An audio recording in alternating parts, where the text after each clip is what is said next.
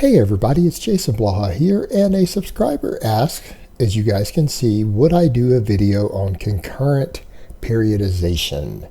Now, for those who aren't familiar with concurrent periodization, periodization itself is the method in which you organize your training over blocks, over the weeks, over the months to determine how you're going to set up your various rep ranges, workloads, intensities, things like that, how you're going to set those things up in total volume and how you're going to set them up over time and how you're going to change them through the weeks and the months. We call that periodization because you don't always do the same thing all the time. And most people realize that. You don't come in and do the exact same thing usually. And for most programs, there are actual programs where you do, believe it or not.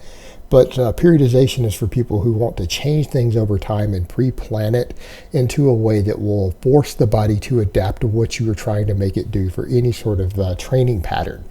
Now, concurrent periodization is opposed to what we call either linear or normal block periodization. Actually, it's generally referring to as like the linear periodization is the oldest method, and it's actually one of the most time proven. And that is where over time you increase weight and reduce reps over a series of time, oftentimes like in 3-week blocks that you might go 12 reps for 3 weeks and you would drop down to 8 reps for 3 weeks, then 5 for 3 weeks, and then 3 reps for 3 weeks on all your major lifts. It's not necessarily counting your accessory movements or sport-specific training patterns.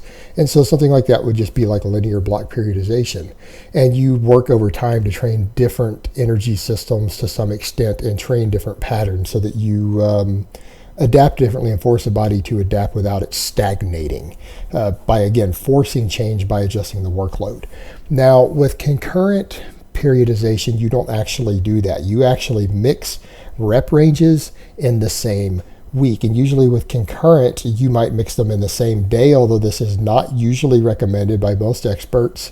So usually you're going to do them on separate days instead, but you could technically do them on the same day. That's a whole nother topic though. Maybe I can cover that sometime this week of why you don't want to actually mix them up. But usually you're going to have different days. And even if you're training, say, 4 days a week, you might have 2 days to where you focus on really heavy weight with slightly less volume. Other days where you might focus on slightly more volume, higher reps. For example, you might do 3 sets of 5 on all your main lifts on 2 of those days. And then 2 of the other days, you might do 5 sets of 10. And so if you're doing a protocol like that, you're using very different rep ranges and volumes, and you're using them in the same week on different days. So we would call that concurrent periodization. Sometimes you might even do 3 different rep ranges, or the most popular system that's most well-known version of concurrent training would be the West Side system or the conjugate method, and in which they actually rotate through 3 different types of systems where they have max effort days, they have dynamic effort days, and then they have volume days. And that's one of the most well-known versions of concurrent training. So what's the benefit of it? Why would you want to do it? Why would anybody do this? Well, they're athletes who need to maintain their performance in several different elements at the same time. For example, an in-season athlete, let's say you're a football player or a rugby player who is in season, and you cannot afford to lose your speed, power, and explosiveness from your weight training from previous blocks, but you also can't afford to lose your strength stamina. You need to maintain both. Now, you may not be concerned with improving either one. In fact, you might regress slightly anyways because you're busy having practice, you're busy competing, you're out on the field playing the actual games and matches. It could be the same thing with a boxer or an MMA fighter, the same thing. You're going to need your speed, your power, and your strength stamina all at the same time because you need them in the actual competitive environment. And if you don't train them, you start to lose them within 2 to 3 weeks. They start detraining. So you'll have to come in at least one day and specifically train every performance element that you need to maintain in season at close to its peak values. It doesn't have to be at maximum. For example, you could work with 95% of the weight you normally do for the same reps for your explosive work, and you'll maintain at least 95% of your explosiveness, if not 100%.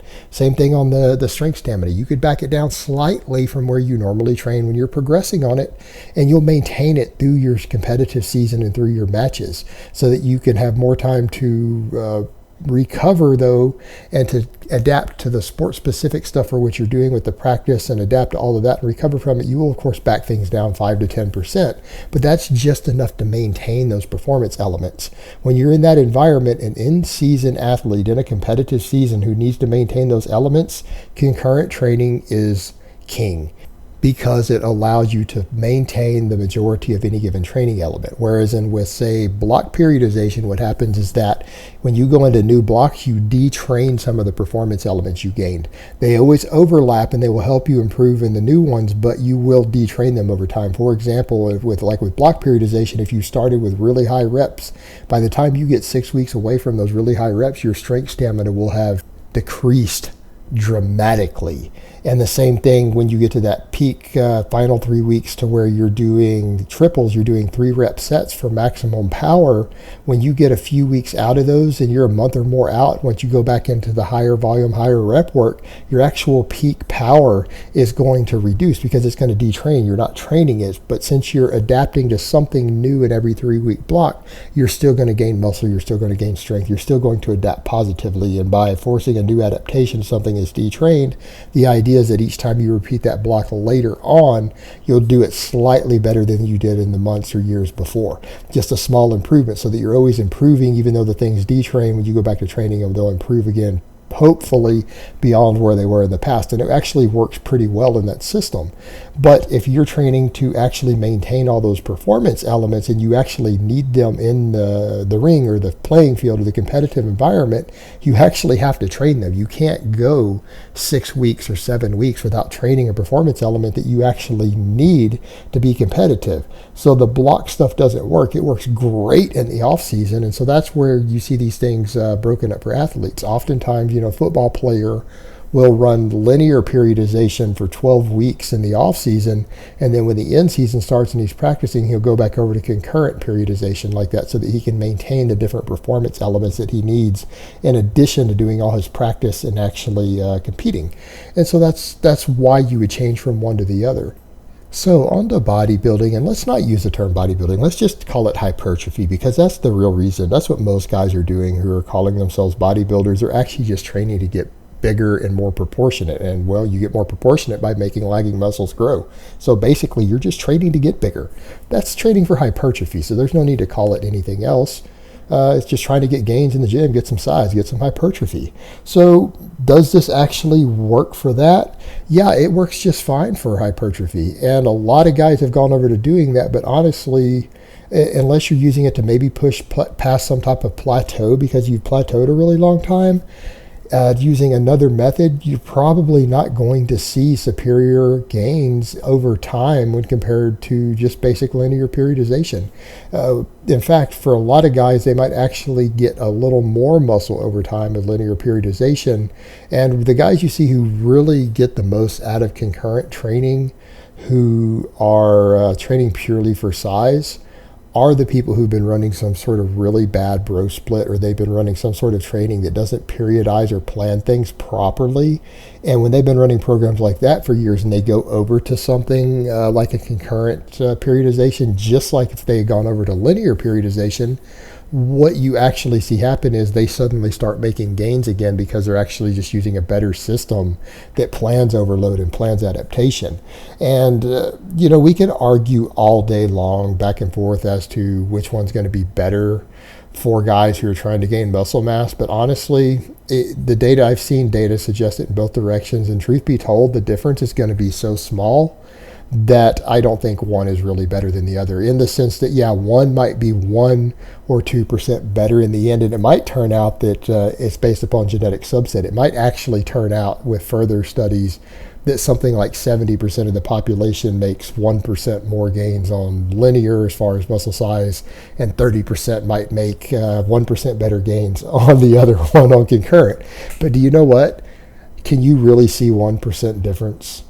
I mean, if you think about it, if you're at a point to where you're advanced enough to where you're only going to gain 2 pounds of muscle every year, 1% of 2 pounds is far less than an ounce. It's not even going to register on the scale. So at the end of the day, worrying about that level of minutia, trying to glean a 1% advantage when your goals are just personal, they're not competitive in some environment where the difference between a gold medal and a silver medal is 0.5% performance difference, because you're just trying to look better, feel better, have a healthier lifestyle, be fit, be strong, be jacked, have nice abs, you're never going to see a 1 or 2% difference. So in that case, it's probably honestly not worth worrying about.